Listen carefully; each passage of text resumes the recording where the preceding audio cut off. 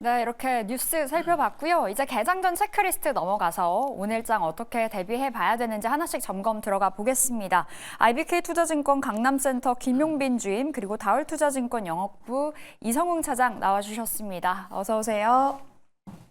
네, 반갑습니다. 자, 오늘 어떻게 시장을 대비해 봐야 될지 점검 들어가 볼게요. 체크리스트 열어보겠습니다. 첫 번째는 역시나 반도체 관련해서 여쭙겠습니다. 삼성전자 지난 금요일에 실적이 나왔죠. 기대치를 훨씬 뛰어넘는 6조 6천억 원대의 영업이익이 나오면서 그야말로 어닝 서프라이즈 기록을 했는데 주가는 금요일에 좀 쉬었죠. 어떻게 흐름 좀 맞이해 봐야 될지 챙겨볼게요. 먼저 차장님, 반도체 겨울은 이제 진짜 지났다. 이렇게 볼 수 있는 건가요? 그쵸, 뭐 좀 계절성이랑 봤을 때도 지금 따뜻해지고 있는 그런 상황인데, 우선 주가적인 측면 같은 경우에는 뭐 미국의 어떤 빅테크 기업들이나 이 차이 시간에 대한 얘기가 나와주면서 이 실적이 발표된 이후에 이 부분을 잘 따라가지 못하고 있긴 하지만, 지금 중요한 부분은 1분기가 아니라 지금 2, 3분기까지도 지금 1분기 이상의 실적에 대한 평가가 좀 나와주고 있는 상황이기 때문에 주가가 지금 현재 삼성전자도 그렇고 SK하이닉스도 잠깐 쉬어간다라는 느낌이 많이 강하다라고 좀 생각이 되고 있고요. 뭐 1분기 실적을 본다고 하더라도 뭐 이 HBM 이쪽보다도 어떻게 보면 디램과 낸드 쪽이 가격 상승과 함께 실적을 이끌었다라고 좀 볼 수 있거든요. 네. 근데 중요한 부분 같은 경우가 그 전에 이제 뭐 디램은 그렇다 치더라도 낸드 같은 경우에는 뭐 AI와 큰 관련이 없다라는 인식이 좀 그 전에 좀 강했었지만, 지금 같은 경우에는 뭐 AI 쪽에서의 뭐 데이터 처리나 여러 가지 부분에 있어서 저장에 대한 그 요구가 굉장히 커지기 때문에 낸드에 대한 수요 부분 같은 경우에도 AI 산업의 그 확장과 함께 필요성이 대두되는 현재 상황이라고 좀 볼 수 있겠고요.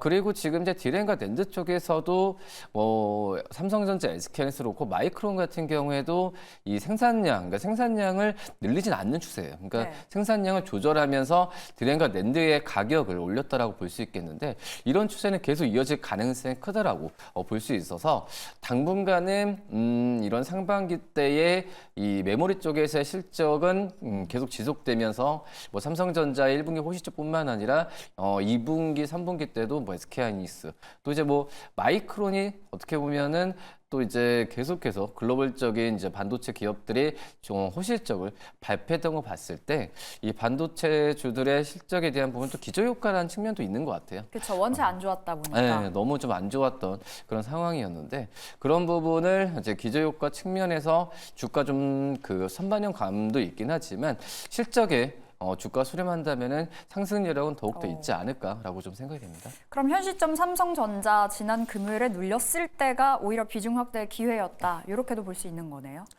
그렇죠. 우선 그 비중 확대, 그러니까 조정 기간이 차익 실현 기간이 언제까지 이어질지 모르겠지만 현재 구간은 저평가는 맞다라고 판단이 되고 있어요. 뭐 그만큼 뭐 적극적인 매수, 뭐 분할 매수, 어떤 측면에서든 매수 관점을 가져가는 거는 실적으로 봤을 때는 맞지 않나라고 좀 생각이 됩니다. 실적이 차트에 수렴한다. 그렇다 보니 지금은 삼성전자 저평가 구간이다라는 관점에서 말씀 주셨고요. 자, 주인님은 어떤 시각이실까요?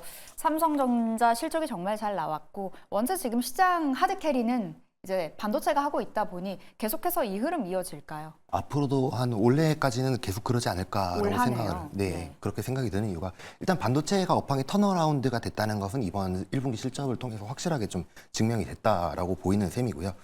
그리고 사실 제가 지난주에 이제 말씀드렸을 한 8만 5천 원 선에서 한번 다시 생각을 해봐야겠다라고 생각을 드렸었는데, 그 사이 기간 동안 대만 강진이 있었죠, 사실. 네. 근데 시장에서는 이 부분을 이 반도체 쪽에서 이 밸류라든지 그런 부분을 전혀 반영을 해주지 못하고 있는 상황이긴 하나, 이 대만 강진 여파에 따른 그런 부분이 특히 반도체 쪽에서 밸류업을 더 해줄 수 있는 그런 오히려 이슈다. 반사이익 기회라고 네, 반사이익이 보셨던 상당히 좀 거예요? 크게 느껴진다라고 생각하는 부분이고, 왜냐면 특히 사실 지난주에 이 대만 강진 얘기가 나왔을 때 시장에서는 이 대만 강진에 따른 여파가 크지는 않다라고 좀 이렇게 시장에서 얘기가 나왔었는데, 사실 이 대만 강진을 과거부터 이제 사례를 좀 따져보면요, 사실 대만 강진이 있었던 사례는 과거에 좀 수차례도 있었습니다. 예. 근데 그때 당시에 되게 드라마틱하게 이제 그 메모리 가격이 좀 반등이 나오기 시작하고 그런 아이러니한 상황들이 좀 있었는데, 실질적으로 일단은 웨이퍼가 투입되고 그 라인이 있는 것들은 이 강진으로 인해서 피해를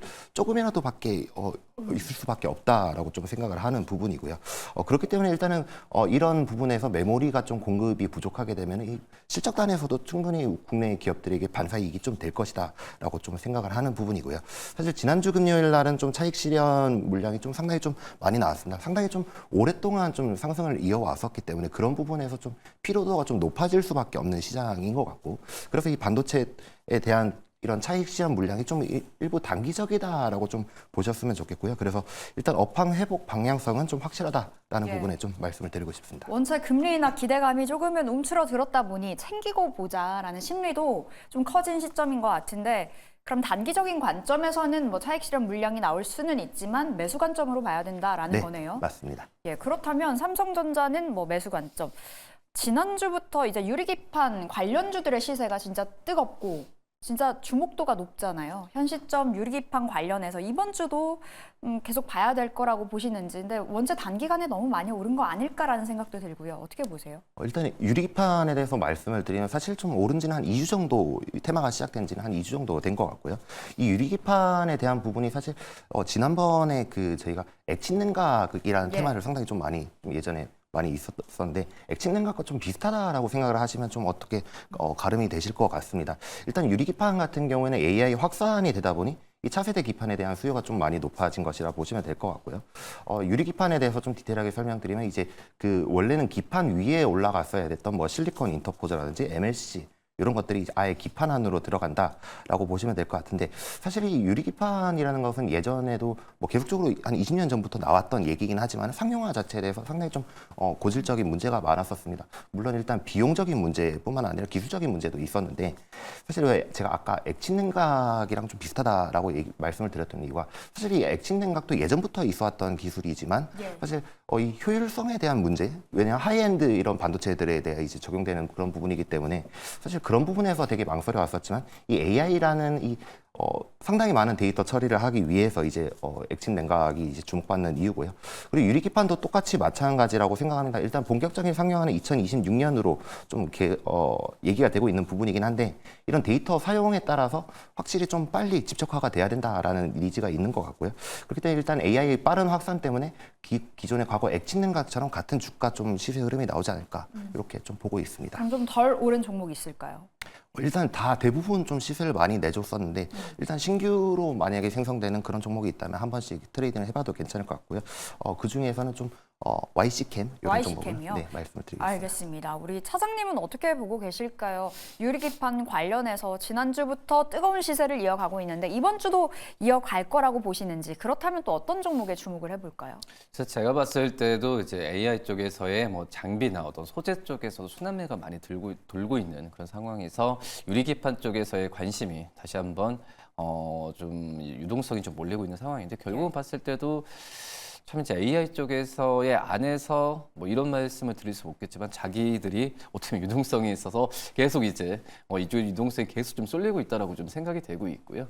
뭐 그런 점에서 다른 섹터 쪽에서의 유동성이 몰리는 부분이 좀 한계가 있다는 건 좀 아쉽다라고 예. 말씀을 드릴 수 있겠고, 근데 이제 유리기판 쪽에서의 물론 이제 뭐 장점, 그 효능이나 어떤 용량 여러 가지 부분에 있어서 있긴 하지만, 지금 현재 우리나라의 이 유리기판 관련 주들 같은 경우에도 이제 막 사업을 시작하는 그런 단계라고 좀 볼 수 있고요. 지금 SKC 같은 경우도 자회사를 통해서 올해 하반기 때 양산에 대한 부분이고, 뭐 그런 점에서 봤을 때는 물론 이제 이 트렌드가 이제 유리기판 쪽으로 갈 수가 있어요. 갈 수가 있는 상황인데, 유리기판이 생각보다는 이 수율이나 뭐 수율이라고 한다면은 당연히 수요가 높은 상황에서 생산력이 뭐 이게 따라가야 되는 부분인데, 물론 이제 수요가 높다고 하더라도 생산력이 과연 이게 따라갈 수 있을지라는 생각이 좀 많이 좀 들고 있고요. 뭐 그런 점에서 좀 가격적인 측면에서도 좀 비싸기 때문에 당장 이 부분이 실적으로 잡히는 것보다는 주님께서 말씀하셨듯이 2026년부터 예. 어떤 내재화에 대한 부분으로 본다고 하면은 실적에 잡히는 부분은 제가 봐도 내년 하반기부터 시작되지 않을까라고 판단되고 있습니다. 물론 이제 주가라는 측면 같은 경우가 지금 주가에 지금 반영이 되듯이 선반영 되는 과정이긴 한데, 뭐 이거에 대해서 너무 이제 그 어떤 이 추격 매수 이러는 것보다도 제가 봤을 때는 한번 이번 주 초라도 한번 지켜보면서 대응하는 게 맞지 않을까라고 좀 생각이 됩니다. 그러니까 단기간에 원체 시세가 좀 빠르게 났기 때문에 좀 따라 붙는 거는 자제를 해야 된다라는 그 두 분의 의견이 좀 동일하신 것 같고요. 그렇다면 차장님, 지금 수급이 유리 기판 쪽으로는 쏠리는 모습이지만 그럼 이번 주 뭐 볼까요? 우리 소부장단 안에서 찾아본다면요? 우선 유리기판 쪽에서는 여러 가지 종목가 좀 그 가장 많은데 업황이 되게 그 가장 오래됐었던 뭐 삼성전기 네. 쪽에 한 점을 더 주고 싶고요. 그리고 이제 검사 장비 쪽에서도 업황이 오래된 HB 테크놀로지도 관심을 가져야 되는 그런 상황이 있고, 그 다음에 역시 전체를 본다고 한다면 이 삼성전자를 꾸준하게 좀 저는 계속 관찰하면서 매수 관점을 접근하는 게 예. 맞지 않을까. 왜냐면은 그나마 좀 변동성에 대한 부분이 좀 더 약하다. 그러니까 차익 실현이 나왔을 때도 저는 이제 삼성전자가 다른 이 AI와 관련된 소부장 기업들이 조정을 받더라도 그 폭은 삼성전자 더 제한적으로 갈 가능성이 크거든요. 뭐 그렇기 때문에 삼성전자를 꾸준하게 관심 있게 또 계속 봐야 되지 않을까 이렇게 판단됩니다. 네, 삼성전기, HB 테크놀로지 말씀 주셨고 플러스 삼성전자까지 차장님의 종목으로 말씀 주셨습니다. 저희 두 번째 체크리스트로 넘어가 보도록 할게요. 자, 두 번째는요. 계속해서 유가는 올라갑니다. 지정학적 리스크가 고조됨에 따라서 유가의 상승, 이에 발맞춰서 우리 시장 어떻게 바라볼지 이야기 나눠볼게요. 먼저 주임님과 해볼까요? 주임님, 옥석 가리기 들어가 봐야 될 시점이 아닌가, 정유주요. 현 시점 정유주 아니면 석화주 어떤 쪽으로 좀 봐야 될까요? 단기적인 관점으로 봐야 될까요? 일단 결론적으로 말씀드리면은 정유주 같은 경우는 한번 트레이딩을 해볼 만한 기회다라고 말씀을 드리고 싶고요. 왜냐하면 사실 이 유가라는 것이 충분히 좀 컨트롤되기 쉽지 않은 시장이다라고 좀 말씀을 드리고 싶습니다. 일단 지금 최근에 뭐 유가가 오르는 데 이유는 뭐 여러 가지가 있겠지만은 경기 지표 개선이라든지 뭐 오펙 플러스 감산으로 인한 공급 불안정 이런 뉴스 때문에 이제 유가가 오르는 부분이고요. 사실 이 유가를 사실 낮추기 위한 그런 여러 가지 수단들이 계속적으로 얘기가 나왔지만은 이전에는 뭐 미국이라든지 미국 원유 보유량이라든지 그런 부분에서 좀 방출하게 되면서 유가를 좀 컨트롤할 수 있을 것이다 이런 얘기가 계속적으로 좀 나왔었는데 지금은 이제 좀 쉽지 않다 이런 얘기로 좀 많이 흘러가고 있습니다. 일단은 미국 원유 생산량 같은 경우는 계속적으로 좀 하향세를 가지고 있는 부분이고요. 지금 일단은 그래서 오펙 플러스가 지금 감산을 하겠다 이런 부분에 대해서 좀 방어를 하기 위해서는 좀 불확실성이 너무도 크다라고 좀 말씀을 드리고 싶은데 일단은 그러면 미국 유전업체들이 좀 뭐 투자를 계속적으로 늘린다든지 그런 식으로 해서 뭐 셀가스를 뽑는다든지 예. 그런 식으로 해서 좀 가격 하방성을 맞추면 되는 거 아니냐라고 생각을 하실 수도 있는데 물론 여러 가지 이유가 있겠지만 대부분의 이유는 좀 아마 여기서 될 것 같습니다. 특히 지금 유전업체들이 가장 두려워하는 게 뭐냐면 지금 미국에서 세금 문제입니다. 그러니까 세금적으로 페널티를 이제 친환경 때문에 페널티적으로 계속적으로 얘기가 되다 보니 사실 이 트럼프가 당선이 된다 한데 이 부분을 세금 문제를 바꿀 수는 없을 것이다가 좀 대다수적이기 때문에 예. 그러면 이제 앞으로 뭐 하반기에 대선 결과가 뭐 바뀌게 된다 하더라도 이런 부분에 대해서 좀 컨트롤 못할 것이다. 그러면 결국에는 원하는 대로 오펙 플러스의 원하는 대로 가격이 좀 흘러가지 않을까. 그래서 원래 좀 장기간적으로 고유가를 기록할 가능성이 높다라고 보시면 되고요. 그래서 좀 정유주에 대해서는 좀 계속적으로 뷰를 유지해야 되지 않나라고 생각을 하고 있습니다. 그러니까 유가 강세가 좀 이어질 거라고 보셔서 단기적인 관점보다는 좀 넉넉한 호흡으로 봐도 된다라는 좀 거네요. 긴 호흡으로 보셔도 될 것 같다라고 말씀드리고 있습니다. 그럼 정유주 내에선 어떤 종목을 주목하세요? 일단은 S-오일 한 종목만 이렇게 말씀드리고 있습니다. 아, S오일이요. S오일 최근 들어서 기관의 매수가 계속 꾸준히 들어오고 있고 1월부터 계속 우상향 흐름이더라고요. S오일 한 종목 꼽아주셨고요. 차장님은 어떻게 보실까요? 유가의 상승, 이와 발맞춰서 정유주 어떤 관점이세요?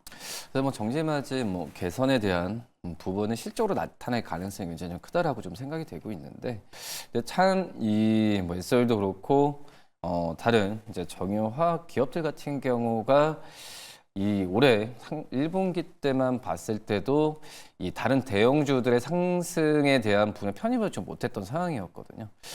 역시 뭐 유가에 대한 부분이 이 정유 기업들한테 미치는 영향이 이 실적이 좀 크기 때문에 이거에 대한 예상에 대한 부분에 있어서 예측하는 부분은 거의 좀 불가능하다라고 네. 좀 볼 수 있어서 이 정유 기업들의 실적에 대한 어떤 변동성에 대한 우려가 좀 많았었고 그리고 이제 뭐 주주환원 정책이나 이런 부분 같은 경우에도 당연히 실적이 크게 나오지 않은 상태에서 적극적으로 할 수 없었던 상황에서 우리 1분기 때 정유주들이 그 주가적인 측면에서 봤을 땐 덜 못 봤다라고 좀 생각이 되고 있는데, 근데 지금 현재는 상반기 때는 역시 뭐 기저효과 측면도 있고 또 이제 오펙 플러스도 이제 감산에 대한 기조는 계속 유지될 것 같아요.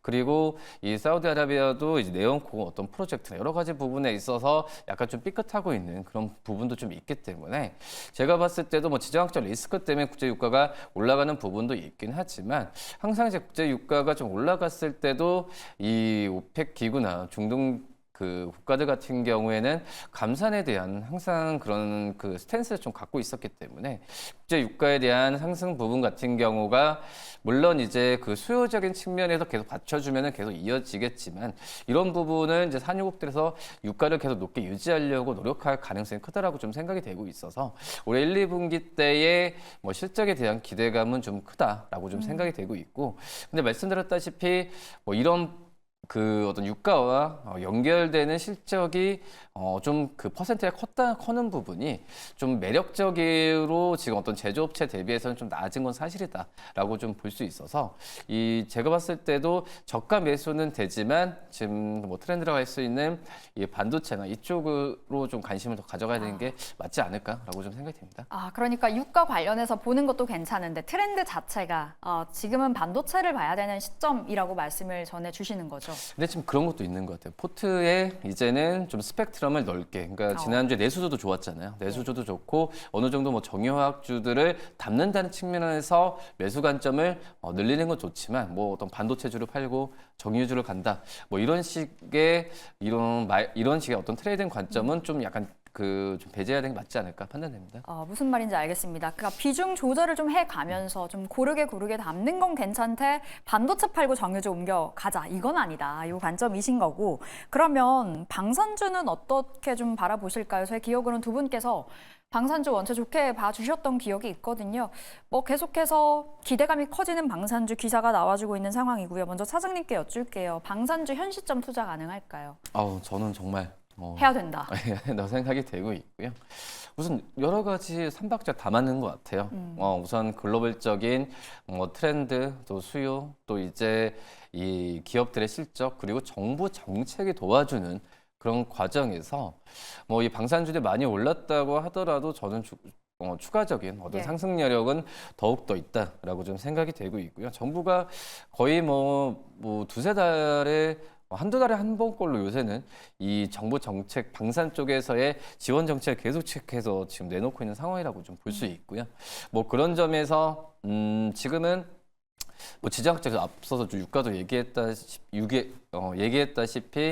지금 국제적으로도 이 방산에 대한 그 어떤 집행, 자금에 대한 부분을 계속 늘릴 수밖에 없는 상황이고 경쟁적으로 지금 하고 있는 것 같아요. 뭐 그런 점에서 뭐 우리나라 방산 기업들의 글로벌적인 시장 점유율도 높아지고 있는데 이 이유가 여러 가지 부분도 있겠지만은 뭐 대량 생산, 그리고 이 국가들이 글로벌 국가들이 요구했을 때 바로바로 맞춰주는 그런 시스템이 잘 돼 있거든요. 뭐 그런 점에서 봤을 때는 우리나라 방산 기업들은 계속해서 관심 있게 봐야 되지 않을까 이렇게 판단됩니다. 그럼 방산주 어떤 종목 바라보세요? 원체 다 고가권에 있는 종목들이 아닐까 싶은데. 근데 뭐 고가권에 갔다는 것 자체가 지금 좋다는 상황이거든요. 그렇기 때문에 저는 이제 뭐 풍산, 최근에 이제 풍산은 근데 신고가였어요, 금요일에? 네. 근데 풍산 같은 경우가 어떻게 보면 방산 비중 같은 경우가 거의 뭐 이 방산 비중보다는 신동, 그러니까 구리값에 대한 연동이 크거든요. 하지만 구리값도 반등하는 거 봤을 때 본업 자체가 된 상태에서 이 방산 쪽에서의 실적도 나와주고 있기 때문에 저는 풍산을 좀 말씀을 드리고, 그리고 이제 현대로템 같은 경우에도 지금 이제 뭐 철도와 관련된 레일 쪽에서보다도 이제는 일반적인 디펜스 솔루션 쪽에서의 실적에 대한 부분이 더욱더 이제 높아지는 구간으로 갈 가능성이 크거든요. 뭐 그렇기 때문에 뭐 풍산, 현대로템, 뭐 LIG 넥선 이런 기업도 관심 있게 봐야 되지 않을까 생각됩니다. 네, 풍산, LIG 넥스원, 현대 로템까지 사장님의 종목으로 방산 종목으로 말씀 주셨고요. 주임님 방산 좋아하시잖아요. 네. 어떤 종목 바라보세요? 이번엔 좀 다른 종목인데요. 일단 현대로템이라는 종목인데 원래 뭐였죠? 원래 LIG 넥스원이었죠. 넥스원이랑 예. 뭐 풍산 이런 종목 저도 그랬었는데 지금은 일단은 현대로템을 좀 추천드리고 싶은 이유가 일단 가격 대비해서 다른 종목들에 비해서 상당히 좀 부담감이 좀 많이 적지 않나라고 생각을 하고 있습니다. 예, 그리고 외국인들의 매수세도 계속해서 좀 따라붙더라고요. 현대로템 말씀 전해주셨고요. 시간이 조금은 아쉽습니다만 오늘의 필승 전략으로 좀 넘어가 볼게요. 오늘 어떤 포인트 잡고 이번 주 어떤 포인트 잡고 시장 대응을 해보면 좋을까요? 일단은 지금 시장 자체의 지수에 대한 그런 상방 부담이 좀 상당히 좀 있기 때문에 일단 좀 테마주 위주로 움직일 가능성이 상당히 좀 크다라고 생각을 하고 있고요. 그래서 일단은 지금 계속적인 시장의 키워드는 뭐냐면 이 원자재 가격이 계속 오르고 있다라는 것에 좀 초점을 두시고 관련 테마주들이 사실 좀 단기로 좀 움직일 가능성들이 있다라고 좀 보셨으면 좋겠고요. 그리고 아까 말씀드렸지만 대만 강진 이후에 지금 IT 하드웨어 쪽이 상당히 좀 시세가 좀 계속적으로 나와줄 수가 있습니다. 특히 TSMC뿐만 아니라 뭐 마이크론이라든지 그런 뭐 LED 기업 그런 기업들도 같이 있기 때문에 그런 전반적인 하드웨어 쪽에서 같이 좀 지속적으로 관심을 가져주셨으면 좋겠고요. 그리고 지수 상방에 대한 부담이 앞서서 말씀드렸다시피 있으니 사실 반도체 내에서도 이번엔 중소형주가 좀 더 갈 수 있는 장이 아닐까 이렇게 한번 생각을 하고 있습니다. 네, 시장 안에서 어떻게 봐야 될지 힌트 좀 전해주셨습니다. 주임님의 의견 받아봤고요. 차장님은 이번 주 어떤 시각으로 좀 바라봐야 된다고 보세요?